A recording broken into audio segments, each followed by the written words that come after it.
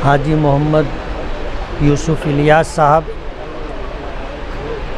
दीगर हाज़रीन, ख़ास तौर पर तनवीर मेंबर है, डॉक्टर अरशद साहब हैं, जुल्लू सेठ है, ईदी अमीन है, इम्तियाज़ सिकंदर है, रशीद मुक़ादम है, ज़फ़र भाई हैं, सभी दीगर हाज़रीन, हम किसी काम के होने पर सबसे पहले अल्लाह रब्बुल आलमीन के शुक्रगुज़ार हैं। हमारा ये शहर एक ज़माना था कि मालेगांव की म्यूनिसिपलिटी की आमदनी की बदौलत दूसरे शहरों के काम भी हुआ करते थे। पुराने लोग बताते हैं, रशीद मुक़ादम बैठे हैं, इन जैसी उम्र के लोग जानते हैं कि नासिक नगर पालिका को मालेगांव नगर पालिका से कर्ज़ दिया जाता था। आज आप देख लो नासिक कहाँ चला गया। ये हमारे शहर की बदकिस्मती रही कि जो लोग इस शहर पर हुक्मरानी करते रहे, कारपोरेशन पर या म्यूनिसिपलिटी पर काबिज़ रहे, उन लोगों ने आम लोगों की ज़रूरतों का ख्याल नहीं रखा। लोगों की जो बुनियादी ज़रूरत है, पीने का पानी है, चलने के लिए अच्छा रास्ता है, इस्तेमाल शुदा गंदे पानी की निकासी के लिए गटर है, लाइट है और इलाज व मुआलजे की सहूलत है, ये जो म्यूनिसिपलिटी और कारपोरेशन की ज़िम्मेदारी है, इस ज़िम्मेदारी को पूरा नहीं किया गया। हमने पूरे शहर का सर्वे किया है। हम अपने साथियों के साथ लग करके पूरे शहर का सर्वे किया है। हमने तकरीबन 264 बड़े रास्ते, 264 बड़े रास्ते हैं, उसके अलावा गलियां हैं। हमने टारगेट किया है कि आपने हमें असम्बली इलेक्शन में चुन करके दिया, हम सरकार से जो बजट ला सकेंगे वो बजट ला करके इंशाअल्लाह हम बड़े बड़े काम करने की कोशिश करेंगे। मालेगांव शहर ऐसा था कि बाहर से आने वाले तमाम बड़े रास्ते ऐसे थे कि वो रास्ते ख़राब थे। हमने टारगेट किया था कि मालेगांव में जितनी एंट्री है कि आदमी बम्बई और मनमाड़ की तरफ से आए तो गिरना पुल से ले कर के अंदर आने का रास्ता अच्छा होना चाहिए। सटाना की तरफ से सूरत और दीगर इलाकों से लोग आएँ, उन्हें पुख्ता सड़क मिलना चाहिए। कुसुम्बा नेर की तरफ से लोग आएँ, उन्हें अच्छा रोड मिलना चाहिए। धूलिये की तरफ से लोग मालेगांव में एंट्री करें, उन्हें अच्छा रोड मिलना चाहिए। इसी तरह मशरिकी इकबाल रोड, उस तरफ से जो लोग मालेगांव शहर में आए उनको अच्छा रास्ता मिलना चाहिए। सवन गांव फाटे से लोग अंदर आएँ, उनको अच्छा रास्ता चाहिए। अभी सवन गांव फाटे का जो रोड था 3.5 करोड़ रुपया हमने दिया। जुमा के दिन उस रोड का इफ्तिताह हमने किया। सवन गांव फाटे से लेकर के जमहूर हाई स्कूल का जो चौराहा है वहाँ तक, और उस चौराहे से लेकर के मासूम शाह कुट्टी वहाँ तक जो है आरसीसी का बड़ा रोड बनेगा। इसी तरह चंदनपुरी की तरफ से आने वाले लोगों को पुख्ता रोड मिलना चाहिए। ये सारे वो मेन अहम रास्ते थे जिस रास्ते से लोग मालेगांव में आते थे। ये सारे रास्ते हमने अल्हम्दुलिल्लाह मंजूर करवा लिया, बन भी गए।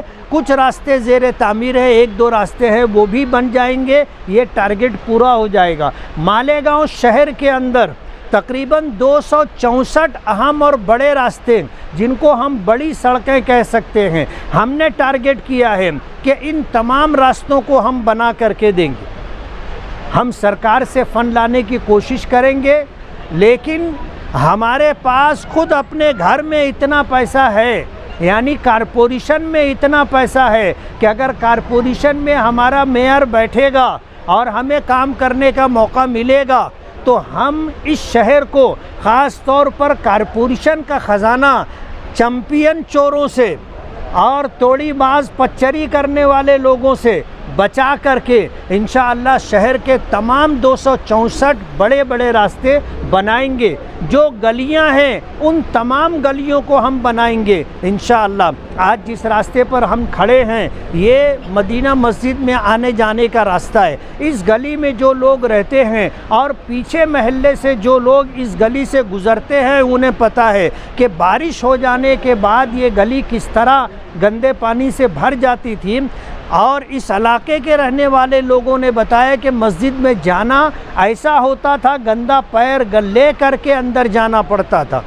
इस रोड को बनाने के लिए 10 लाख रुपये का फ़ंड दिया गया। जब काम शुरू किया गया तो लोगों ने इसको रुकाने की कोशिश की। जैसा मालेगांव की सियासत का एक हिस्सा है कि कोई भी अच्छा काम होने लगे तो उसको किस तरह रोका जाए और कैसे ख़राब किया जाए, ये मिजाज बना हुआ है। इस रास्ते को भी बनाने से रोकने की कोशिश की गई। तनवीर मेंबर डॉक्टर अरशद है और इनके सरपरस्त हजरात और इनके साथियों ने मिलकर आगरा रोड बंद किया। तब जा कर के कमिश्नर की तरफ से ये हुआ कि आप रोड बनाइए, कोई रुकावट नहीं आएगी।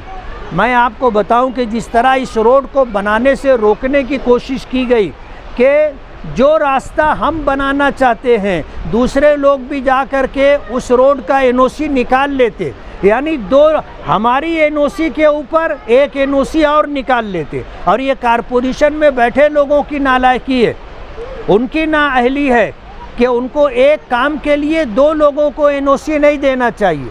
लेकिन कारपोरेशन में बैठे लोग भी उनकी दादागिरी गुंडागर्दी की वजह से उनको भी एनओसी दे देते। और इस रास्ते के लिए उन्होंने भी एनओसी निकाल ली और उस बेस के ऊपर इस काम को रोकने की कोशिश की गई। अल्हम्दुलिल्लाह जब ताकत के साथ अपनी बात रखी गई और मनवाया गया तो कमिश्नर की तरफ से दूसरी जो एनओसी है उसको रद्द की गई और इस काम को करने के लिए कारपोरेशन की तरफ से हमारी एनओसी को मान्यता दी गई। उसके बाद इस काम को अल्हम्दुलिल्लाह मंजूरी मिली और काम अब इंशाअल्लाह आज रात में या कल दिन के अंदर ये रोड बन जाएगा। अब यहाँ पर जो लोग रहते हैं उनकी जिम्मेदारी है कि जो आरसीसी रोड बनता है उसको पानी मिलना चाहिए कम से कम 20-21 दिन तक, वरना सीमेंट को अगर पानी नहीं मिला तो वो रास्ता उखड़ने लगता है। इस रास्ते पर बारिश हो रही है, पानी मिलेगा, और अगर खुदा न खास्ता बारिश ना हो तो इस रोड पर पानी मारना आप लोगों की जिम्मेदारी है और कोई लोडिंग गाड़ी इधर ना आए वरना ये रास्ता टूटेगा। इसलिए 20-21 दिन तक इस रास्ते को पानी देने की और लोडिंग गाड़ी से बचाने की जिम्मेदारी आप लोगों की है। आगे कारपोरेशन का इलेक्शन है, अच्छे उम्मीदवार को चुन करके दें। आपकी अगर आपका साथ रहेगा, आपका ख्याल रहेगा, ताउन रहेगा तो इंशाअल्लाह ये रोड बनेगा और इन जैसे जितने रास्ते हैं इंशाअल्लाह हम बना करके देंगे। बहुत सारे रास्ते रोड इधर इस तरफ मंजूर हैं और इंशाअल्लाह अपने वक्त पर वो बनेंगे। आप लोगों का साथ रहा है, मैं उस पर शुक्रगुज़ार हूँ। मुझे उम्मीद है कि इंशाअल्लाह आइंदा भी आप हमारे उम्मीदवारों को चुन करके देंगे और हमें काम करने का मौका देंगे। कारपोरेशन के ज़रिए से इस शहर का नाक नक्शा बदला जा सकता है। अच्छी आमदनी है, हमें किसी की मोहताजगी नहीं रहेगी। थोड़ा सा आप लोगों का शऊर और एहसास बेदार हो जाए, अपनी ज़िम्मेदारियों का एहसास हो जाए, इंशाअल्लाह हमारा शहर बदलेगा। और बहुत सारे काम हो चुके हैं। अभी बाजू में जो है एक नया बस स्टैंड बनेगा, तकरीबन 15 करोड़ 75 लाख रुपये का फ़ंड मंजूर हुआ है।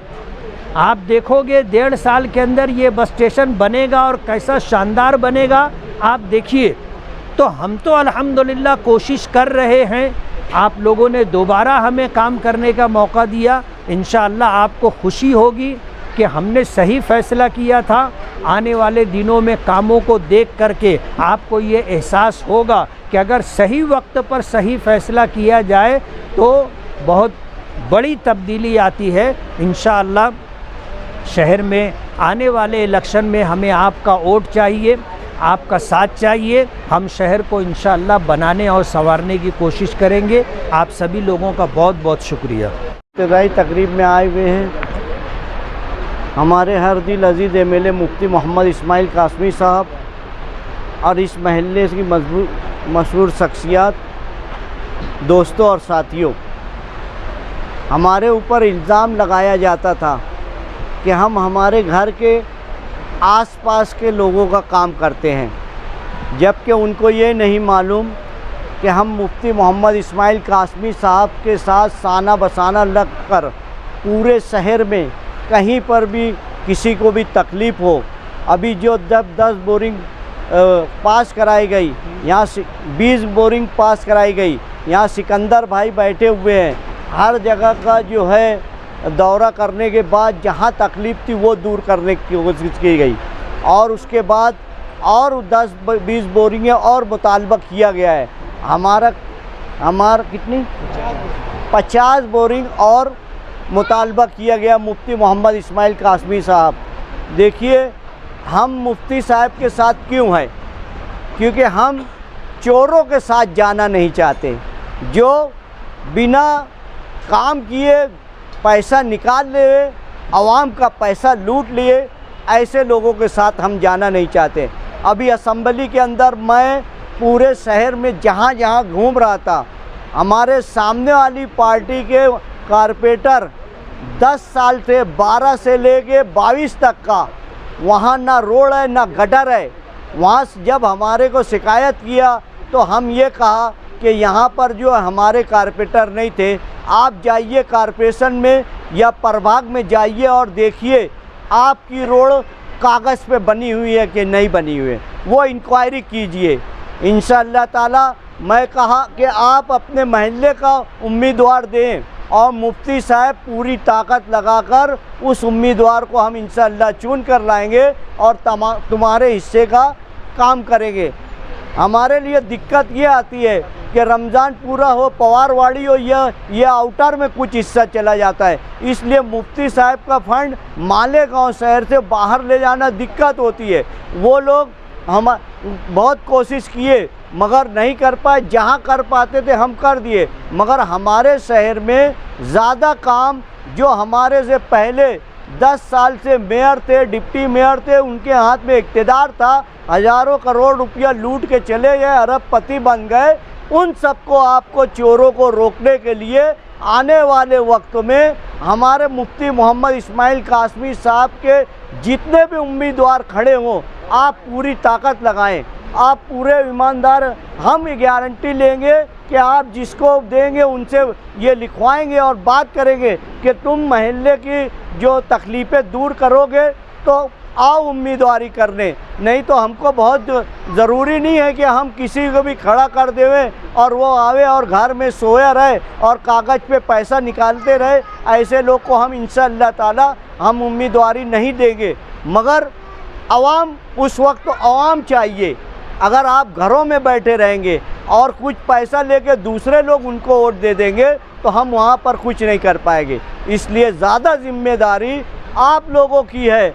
आप अपने हिस्से में जो है इंक्वायरी करें। ये रोड का काम रुकाने आए, आगरा रोड हमको बंद करना पड़ा कि बोले हम एनओसी लिए हैं, ऐसी बात की है। ये क्या बात हुई? महल्ले में और जगह है, जाओ तुम नया इस्लामपुरे में मुफ्ती मोहम्मद इस्माइल कासमी साहब की रोड देखे और हमारे सामने वाले की गली की रोड देख ले, क्या पोजीशन है उधर के लोगों से पूछे। यहाँ नदीम मौलाना आए हैं, वो व्हाट्सएप पे बहुत लिखते रहते हैं, उनको सब एक एक गली की बात मालूम है कि कौन क्या कर रहा है। ठंडी सड़क पर हमको जो है ला के काम कराने की कोशिश की गई और ठेकेदार जो था उसको शेख आसिफ फ़ोन करता है कि यार इसका बिल मैं निकलने नहीं दूंगा और उसमें हमारा काम रुका दिया गया। मगर हमने कमिश्नर से अभी राउंड टेबल मीटिंग थी, उस वक्त भी मुफ्ती मोहम्मद इस्माइल कासमी साहब ने कमिश्नर साहब से बात की और 1500 साला जुलूस बहुत एहतमाम से, बहुत जोश और खरोश से निकलने वाला है